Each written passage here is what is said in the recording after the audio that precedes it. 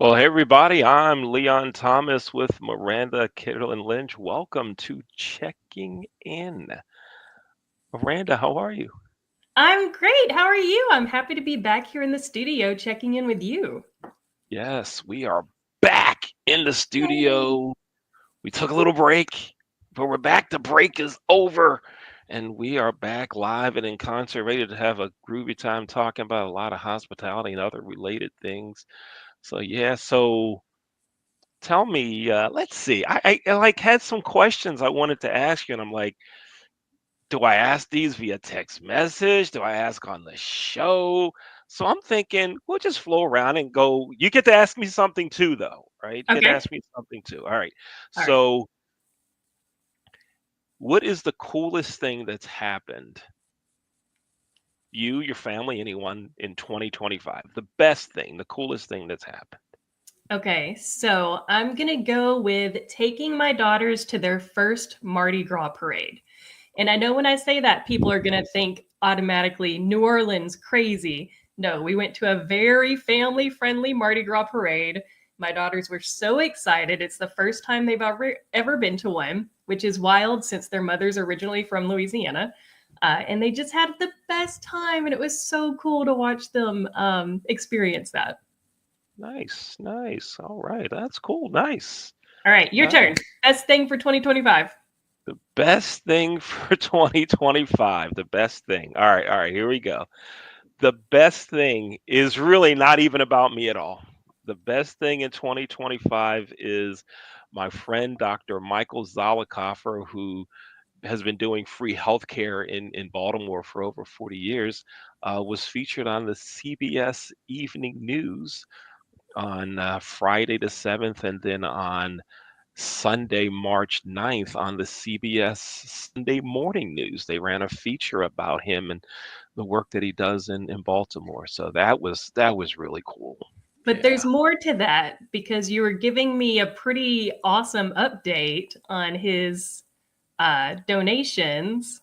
Yes, yes. He had cancer and he didn't have money to pay for his treatments. His insurance got all messed up. It's just a series of snafus is what happened. So the community pitched in and said we're going to pay for him to have his treatments, and is up to, I just checked it, 200,507 dollars have been Amazing. raised in support of Dr. Michael Zollicoffer, and Amazing. and he's going to take whatever money is not needed for his treatment and invest it in the community. So some great Amazing. things happening there. Yeah. This is just one example of people putting good into the world and getting good back. That's right. That's right. It happens. Yeah. Now, when I asked something good that was going to happen, I'm glad to hear you said it was with your children, right? But I also thought there would be like a 1B, and Oh, I didn't know if that was you had bean pie. I didn't know if that was you had played racquetball. I didn't know. I didn't know. You know. I know that you have some exciting racquetball news to share. Do you want to share it now or later? We won't even talk about it. I mean, we'll talk later. We'll talk later about it. We'll talk later. But I mean, I was expecting bean pie, but that's okay. Hey, listen, folks, if you'd Maybe, like to be, go ahead, go ahead. oh, I was going to say maybe our guest today knows what you're talking about. Yes, maybe she's aware of bean pie. Maybe she's had it. Maybe she knows how to make it. Ooh. Yes, maybe she will believe that it's an actual thing. Like some Fake people don't news. believe it's real. It's fake news. Folks, we have a good time here on Checking In. We'd like you to be a guest. If you want to be a guest on the show, you can contact me. You can send me an email to Leon at the Leon Thomas Group. That's Leon at the leonthomasgroup.com. You can send me an email there. And if you want to get in touch with Miranda, she's real simple to find, real easy to find. If you go to Google and just Google her name, Miranda Kittle Lynch, she's the only one. Oh, do I have the right one? Yes, you do. You do. So there we go. So we want to have you in on our show. Miranda, tell us about our guest. Who do we have today as our guest? Well, why don't we bring her right in so that she can tell us who she is and what she does? Right on. Here we go. Hello. Hi. Thank you. Hello. Thank you so much for being here. Please share with our listeners, who are you and what do you do? And then we'll talk about what makes you so fabulous. Well, thank you. So first of all, thank you for having me on the show. I'm so excited to be here. My name is Nina Kleaveland, and I am the founder of Lanyard, which is a corporate housing solutions company in the hospitality space. And I am also the founder of Female Founders in Hospitality, which is a community of women who are building companies in the travel and hospitality industry that will forever change the landscape of the industry. Amazing. And how did that come about? How did that initiative come to you? How did you make that happen? Okay, so we're diving right in. I love it. So back in 2022, I founded my company, Lanyard. We had pivoted a couple of times. And along that journey of founding Lanyard, I had joined a lot of different forums. Some for women, some for founders, some for the hospitality industry, all looking for my people, my tribe, support on this journey, knowing that people had done it before. I wasn't the first. And nothing kind of met that need at the cross section of female founder and hospitality. And so I decided to start something. And there were 14 of us on a call back then, representing all different aspects of the industry, from a media platform to marketing services to a podcast to real estate, travel tech. And we came together on a call, and there was something incredible about that first group. It was women understanding the challenges and opportunities of being a founder, talking about some of the same obstacles and hurdles they've faced along their journey, supporting each other and cheering each other on in just a short amount of time. And so we continue to meet monthly. And that original 14 members has now turned into close to 200. And it is not just 14 female founders on a call. It is very much a movement across the industry. And I'm so inspired and motivated by being part of this community and having the privilege of leading it.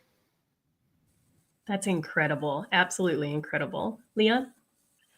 So tell us about your background. You telling us, some of what you're doing now. How did you get into this whole thing? A lot of folks that are in hospitality, they study it, and that was the plan, and they get their education in it, and this is what they do.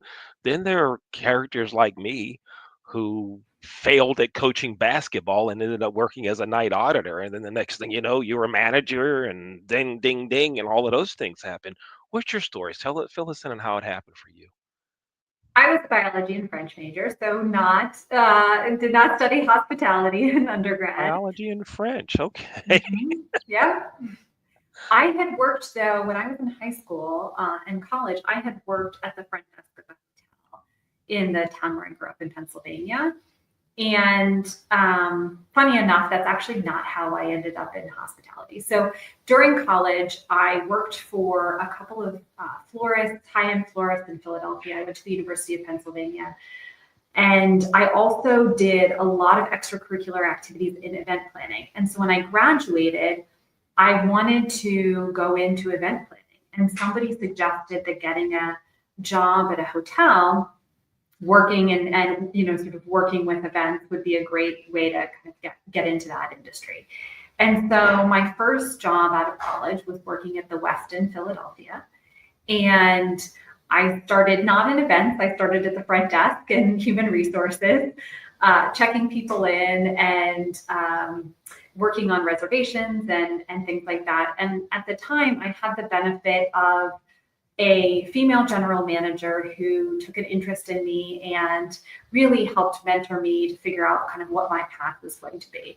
It didn't end up being events. After about a year, I ended up going into marketing. So it was a new team forming, doing field marketing for Starwood Hotels on a regional basis. And I ended up joining that team. And that kind of set me on a totally different trajectory than I had anticipated when I started in hospitality. And I really thrived in a data-driven marketing world. From there, ended up moving to the Starwood corporate office and working in partnerships. And then once again, a mentor and coach who was my boss at the time encouraged me to go to business school.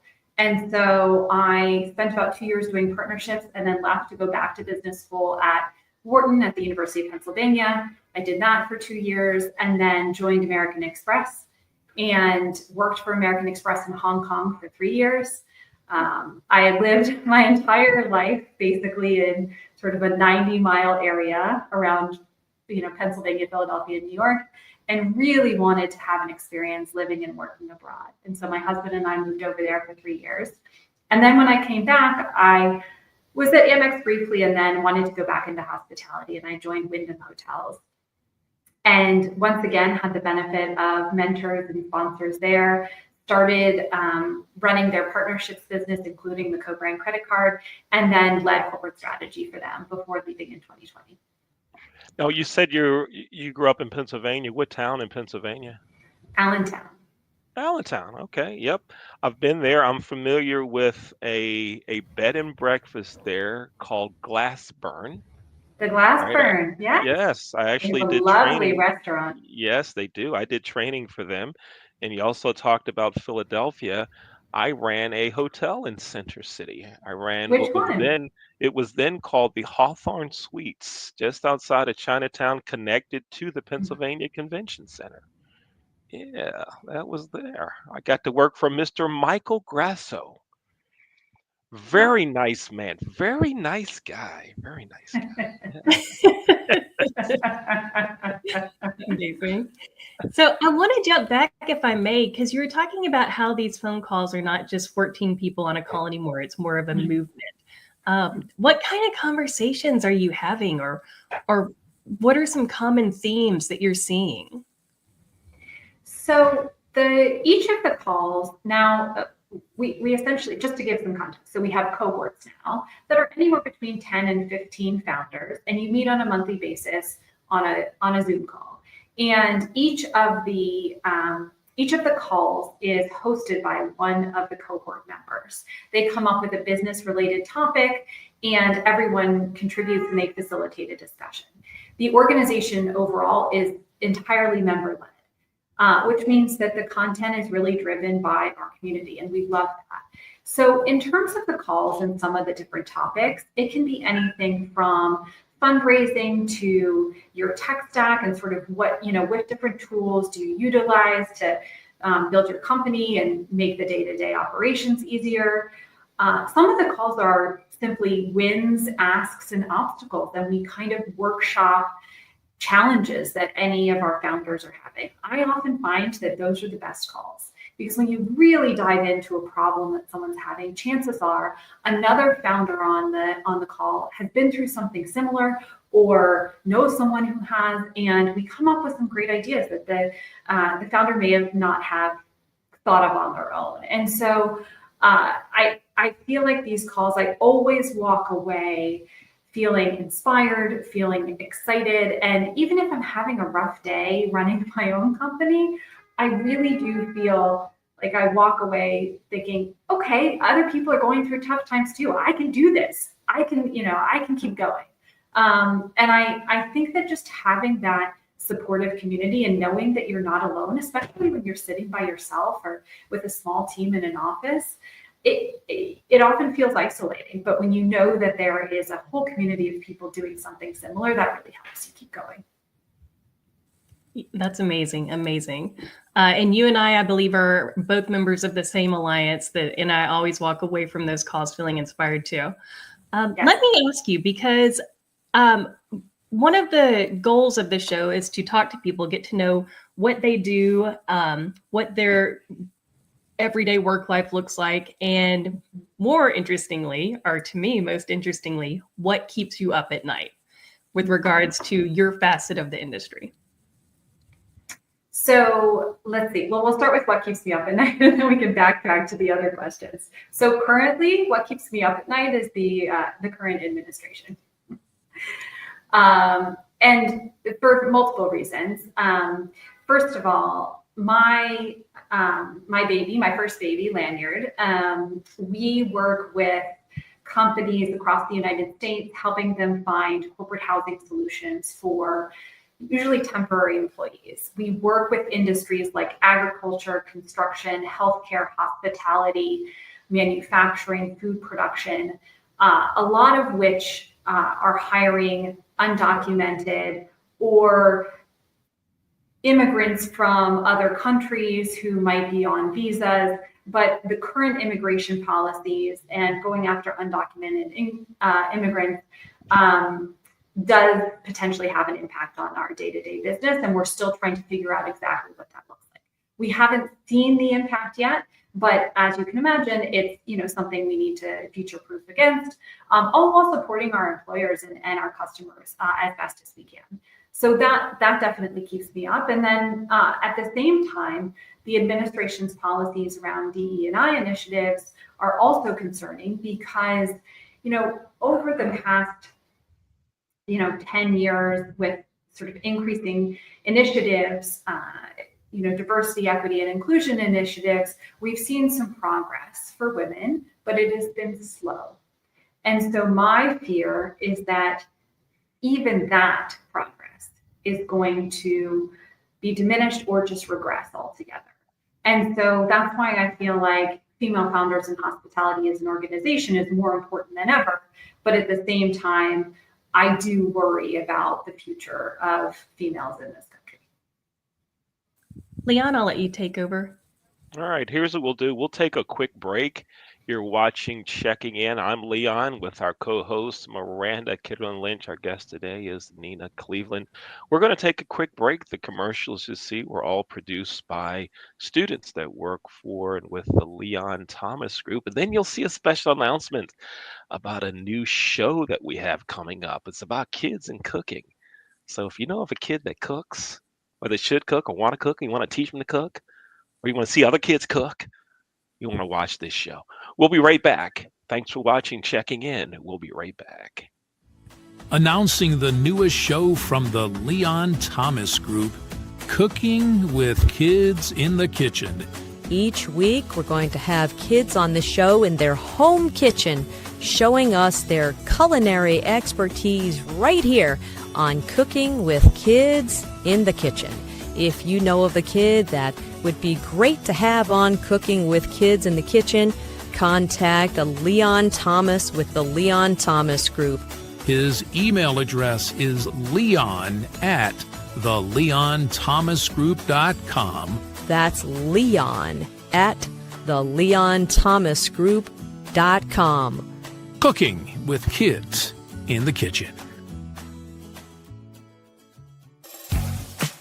At Rod's Car Repairs, we work on all cars, old cars, new cars, and your car.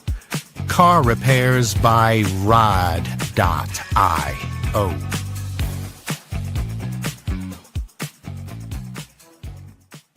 Baked by Brianna has been your Baltimore hometown bakery since 1969.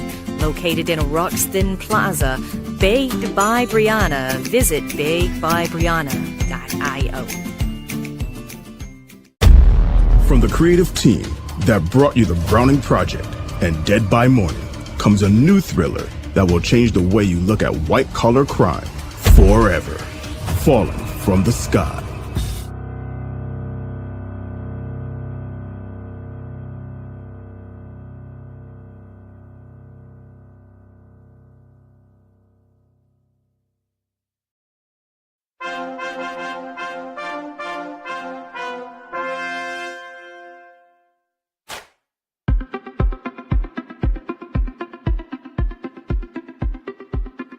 I'm Leon Thomas with the Leon Thomas Group. Podcast, virtual events, webinars, streaming shows, and so much more. We want to be your partner in all things virtual.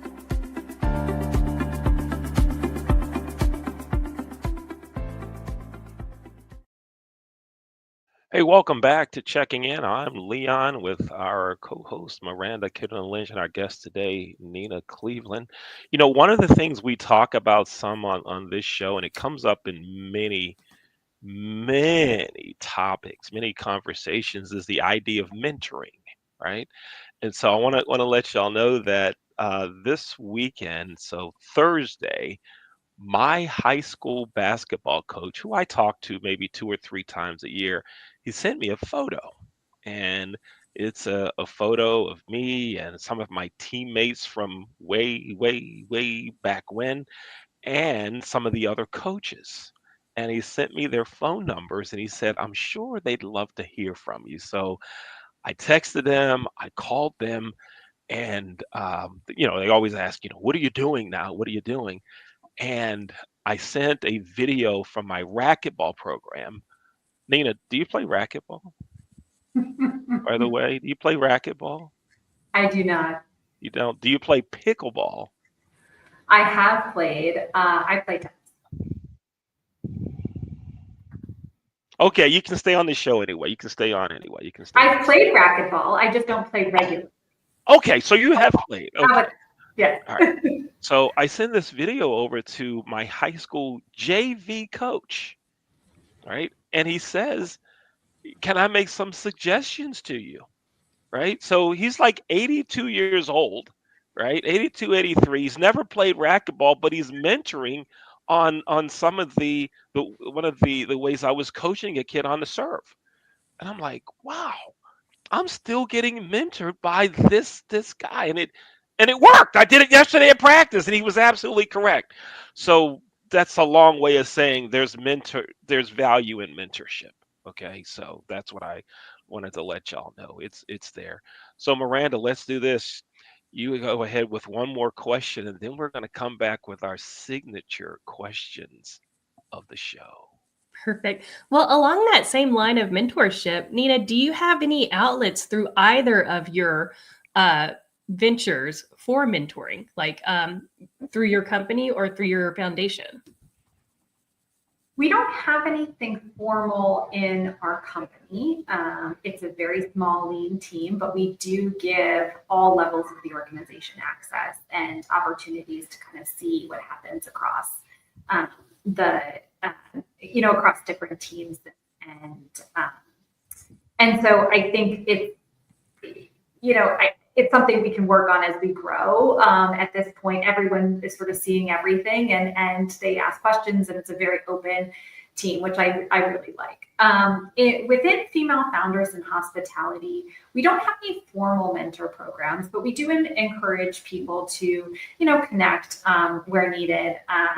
But not to say that isn't something we could pursue in the future. I'm assuming that you're the type of person, though, that if one of my students, for example, or somebody early in their career was listening to this or watching this and said, oh, I really want to be involved in that, if they just reached out to you on LinkedIn, because I love informal mentoring. I've been the lucky recipient, and I'm so proud that I've been able to offer it. And I think the informal stuff can be really powerful because that's indicative of people that come together that really want to help and be helped. Yeah, and I think that that's sort of true across female founders in hospitality, where someone who's experienced something already will help sort of informally mentor, if you will, someone who's going through a similar situation now.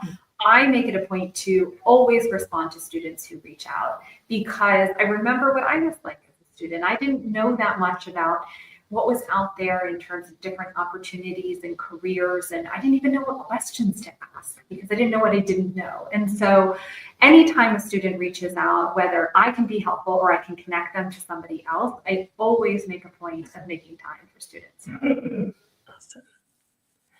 Leon, do you want I feel like I know what you're going to ask. It's time for the 2 signature questions of the show.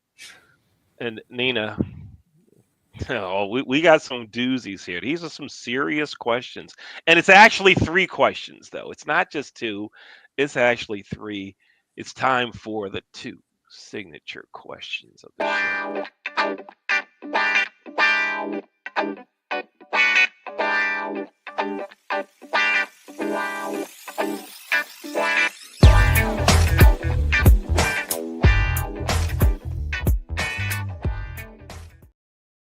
All right, Nina, I get to ask two. Miranda has one. All right. Have you ever had a Maryland crab cake? Yes.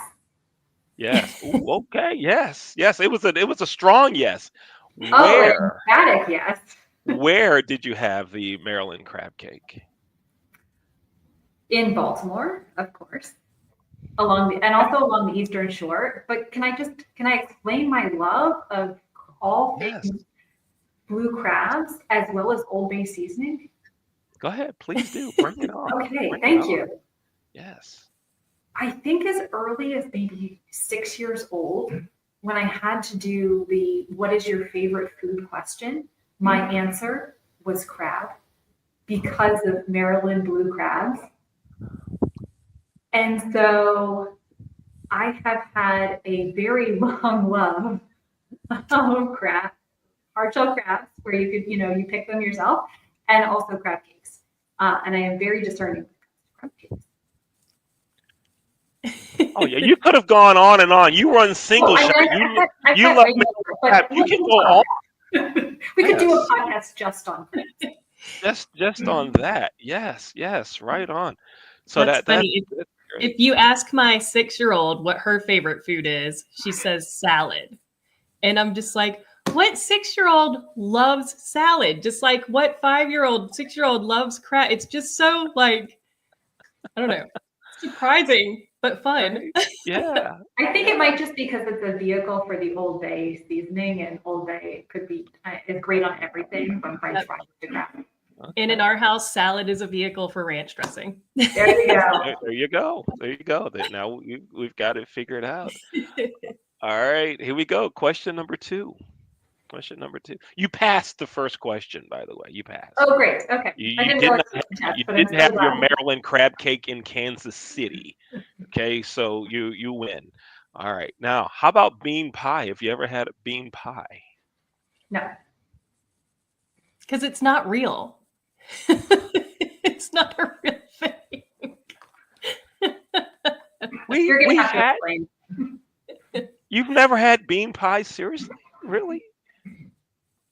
Oh, have you ever heard of bean pie? No. Oh, it is the happening thing. In fact, in many communities, many cities, there are members of the Nation of Islam that sell bean pie at traffic lights on the street. Wow. Yes. Yes. And in where I live, you can buy it at Safeway. Interesting. What is Yes. in it? Beans. What kind? And what did we on the one we actually showed an ingredient label on one of the shows.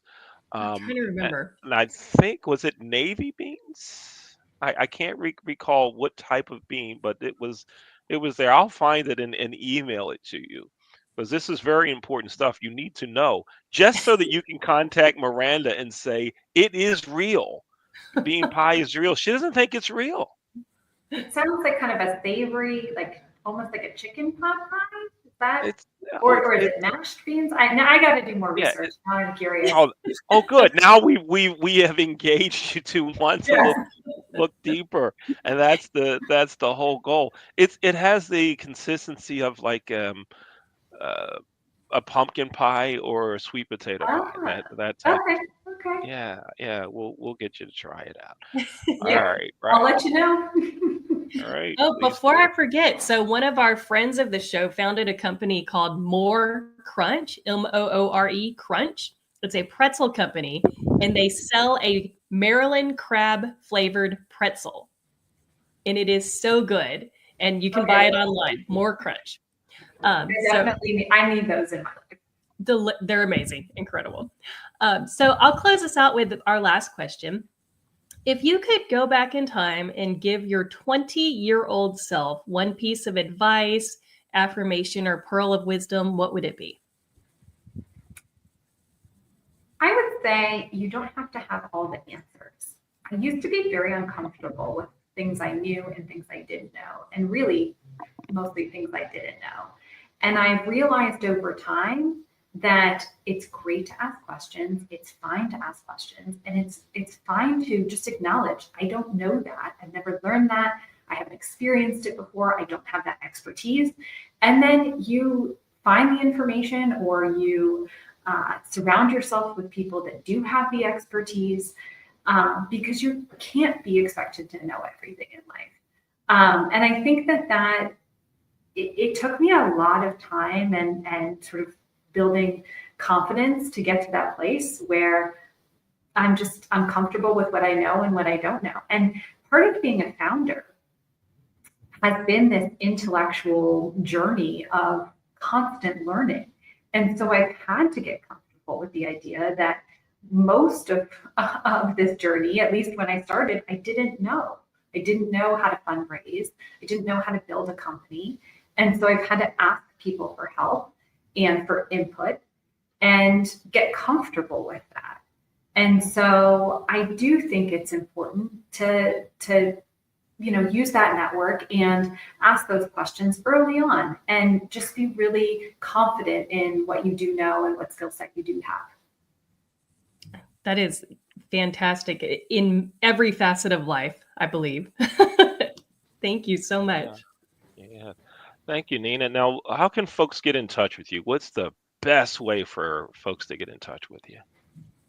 So the good news about both Miranda and me is that if you Google my name, I am the only one. So you can easily find me on LinkedIn, or you can email me at my full name at lanyardsdays.com. All right, and we have the LinkedIn profile is right there. She's the only one, just like Miranda. And there is another Leon Thomas. He's a musician, actually. But Nina Kleaveland, there's her LinkedIn. So love for you to get in touch with her. And Miranda, you were talking about Marcus's pretzels. That's morecrunch.com. Nina, you want to get these pretzels. Trust me. Excited. Yes, you get the pretzels before the bean pie. Okay. It's that big. Yes. But not before the crab cake, though. Not before the crab cake. Okay, that would have been my prioritization anyway, just to be clear. But thank you for specifying. Good life choices. Nina, thank you so much for joining us. This has been such a great conversation. I'm so glad we got to check in with you. Thank you for having me. I've really enjoyed it. All right on. Thanks again, folks. Thanks for watching, checking in. I'm Leon. That's Miranda. We host the show and looking for you to be on the show as well. You can contact Miranda, contact me. We'd love to have you on the show. So, Miranda, another great show. Thank you for introducing our audience and me to Nina. Oh, I have to give credit, I think, to Rachel Humphrey for introducing me. So right on. I like it. And folks, we'll be back with another episode of Checking In. We'll be back with more episodes. We're back in the saddle, and look forward to having you watch this show where we tell you about movers and shakers in the hotel business. Thanks for watching, Checking In. Take care, everybody.